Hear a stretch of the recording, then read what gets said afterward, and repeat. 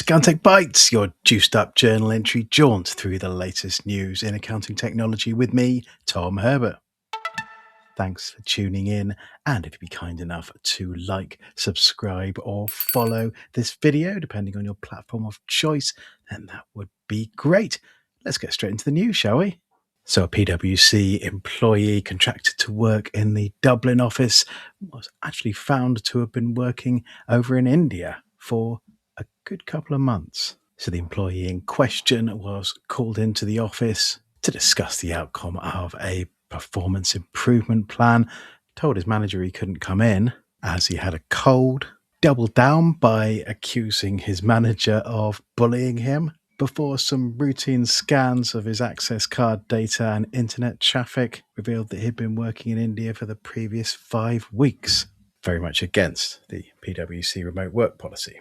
When it was clear he would not be returning, PwC terminated his contract immediately, at which point he took them to a workplace relations tribunal, the result of which revealed this week found in PwC's favour, stating he was the author of his own predicament. Now, I'm a huge fan of remote working, both in terms of the flexibility and the concentration that it affords. I'm not particularly one who thrives in a noisy office environment, but if you're setting up remote or hybrid working, I'd probably say you need to almost have more communication or otherwise systems in place to make sure if that breaks down that the rules are being adhered to. I'm not particularly calling for bossware or state surveillance here, but in this case, sadly, it was needed. I'm kind of surprised it took that long for PwC to root it out. Anyway, this one from Going Concern, which focuses in on a KPMG survey about why AI quotas are a terrible idea, which is kind of ironic because back in May, a KPMG spoke to Going Concern about the fact that they had arbitrary AI targets at the firm and would just type random questions into their chatbot to hit their quota. Perhaps a case of physician, heal thyself. Anyway, a few of you may have noticed I was away last week on my holidays in Iceland. Thank you to everyone who got in touch asking where the video was. And while I had a lovely time in the land of fire and ice, did mean that I missed out on all the fun at ZeroCon London over in refurbished Olympia. However, all was not lost as our brave managing editor Richard Hattersley managed to get his hands on that golden ticket and show up to see what the Kiwi Cloud Pusher was going to announce at its flagship conference. As you can imagine, there was a lot of AI. So new features on its platform, Jax or Just Ask Zero, so things like payment follow-ups and automated document capture. More details on partnerships with Anthropic, parent company of Claude, and Microsoft 365, a system called Zero Force, where Zero users can create their own AI agents. They also ticked off the final big ticket number in the world of tax in the form of corporation tax. So Zero Corporation Tax is currently in beta, expected to be available to UK users in the next couple of months. And perhaps the most intriguing announcement was Zero Ultra, so a new tier designed specifically for those mid-market businesses that may have felt they'd outgrown small business accounting software. So adding features like multi-entity consolidation, advanced reporting, targeted data restoration, and fast-track support. Zero CEO Sukhinder Singh Cassidy also joined Richard on our No Accounting for Tech podcast, where she roundly dismissed fears from investors that AI would sweep away Zero's user base as part of the wider SaaSpocalypse. She laid out her own attempt to clone Zero using AI, and she put a bit more meat on the bone in terms of that builder class, where accountants will build their own agents designed specifically for their own firm workflow. You can listen to that via a link in the description or by searching for Accounting Web in your podcast player of choice. Let's stay with Zero for a moment, and this from Accountants Daily, which reports that Singh Cassidy has sold her remaining shares in Zero, more than 29,500 shares in the company, worth around 2.2 million Aussie bucks, which caused Zero's share price to fall 4.4%. In the documentation surrounding the sale, Singh Cassidy stated that it was to settle a personal tax liability. Xero also announced an opt out program for its employees, targeting those employees they feel are underperforming in their annual reviews, which offers them a severance package or being placed on a 30-day performance improvement plan. Now, I'm a big fan of XeroCon. Generally, I haven't missed one since 2015. It's always a good event and great to catch up with people, but conspicuous by their absence were the orange shirts of the Dext team. And their CEO, Sabi Gill, provided an explanation for their absence via a LinkedIn post here. So you may remember at the beginning of the year, Xero changed how getting access to its data for a third-party software vendor had changed. That pricing structure for people like Dext had become more expensive. As Gill lays out here, many companies would have used a change like this to raise prices. They decided not to, so instead of sponsoring XeroCon, they've used it to cover the bill. But they said they'll be back. Dext and Xero are better together. Next up, a big thank you to Ian Pay from ICAW for sending over a newly relaunched spreadsheet competency framework.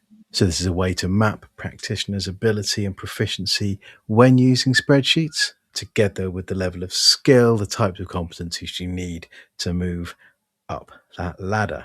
So it defines these competency levels thus, and then gives you an interactive way of identifying and assessing those competencies. As I said, link in the description. Next up, you may remember in previous episodes that HMRC is adding multi-factor authentication for its agents signing in to the tax authority's agent portal. This was due to go live for the first batch of people who'd signed up today. Accounting web reader CMH asks, is anyone else seeing it live yet? And after about 10:30 today, it seemed to be enabled. Let's head across the pond now. And a couple of weeks ago, I featured the IRS, America's version of HMRC, and their guidelines for AI use for tax professionals. One thing I missed from that was flagged online was a passage that said when AI tools reduce the time needed for research, drafting, and billing, then cost savings from AI should be passed on to clients, and billing practices should openly reflect the efficiencies gained. Holly Hoffman on LinkedIn, among others, disagrees with the government dictating billing practices. The invention of machines and computers did not result in government forcing certain professions to bill differently and regulate that billing, especially when AI results must be carefully reviewed. Time saving is relative and AI is very expensive and getting more expensive very soon. Staying stateside, a fascinating one here from the New York mayor who's introduced a click to cancel consumer protection rule. So cracking down on subscription traps and making it easy for New Yorkers to know the real price of what they're buying and to stop paying for services they no longer want. So in other words, a rule that guarantees consumers can cancel subscriptions as easily as they sign up for them. Judging by what accounting web readers are saying on our Any Answers forum, there are a few candidates in the accounting technology world who could well do with that rule over in the UK. Let's get on to some people news now, and congratulations to Ben Bishop, who's been appointed as the CEO of Bright.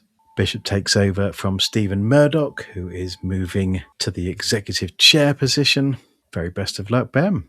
Let's get on to new stuff now, and multi-entity reporting tool Join has lots of new updates for us, including pulling in live data from beyond your accounting stack, starting with Stripe, so things like recurring payments revenue, 2 new AI agents to act on your reports, the ability to drill down from any total to the underlying transaction in a single click, custom layouts and formulas, so deeper nesting, faster editing, and finer control over how every result is formatted, the ability to build reports and packs straight from chat, so a P&L or a full board pack, and lots more. Again, link in the description.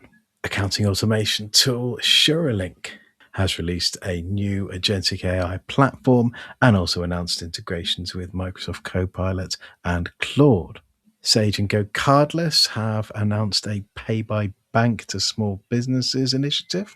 So the tie-up adds instant one-off account-to-account payments to the direct debit services that Go Cardless already provides through the partnership, As a result, Sage customers in the UK and Ireland can now give their own clients a card-free way to settle bills online in real time. Document management platform Workiro has had its Zero Practice Manager integration certified by Xero. What does that mean? Well, with Workiro connected, clients' contacts and jobs sync automatically, and every document, email, and approval files itself against the right job. More document management news. Content Snare has announced a tie-up with FewSign and Anature, so users can get documents signed directly from a Content Snare request. Accounting firm franchise Tax Assist has announced a strategic partnership with FreeAgent. The Tax Assist press release says that it gives its network of accountants greater choice when recommending cloud accounting software to clients. I believe Tax Assist have also announced a partnership with the TaxCalc and Engager team as well. I couldn't find a press release on that, but as they seem to be at the Tax Assist annual conference, I guess that's a thing. Let's see us out today with a musical number. Quite obviously AI assisted, if not AI generated, from the folks at Navision Tech, a Microsoft Dynamics specialist, but they put together a breakup song for every company that outgrew QuickBooks. Not a huge fan of the music, but the lyrics certainly tickled me. Let's have a listen. We met when I was small. You balanced my books and all. One file, one little store. Back then I couldn't ask for more. Now you freeze when I need you most. 15 tabs and nothing will post. 3 companies, one of you.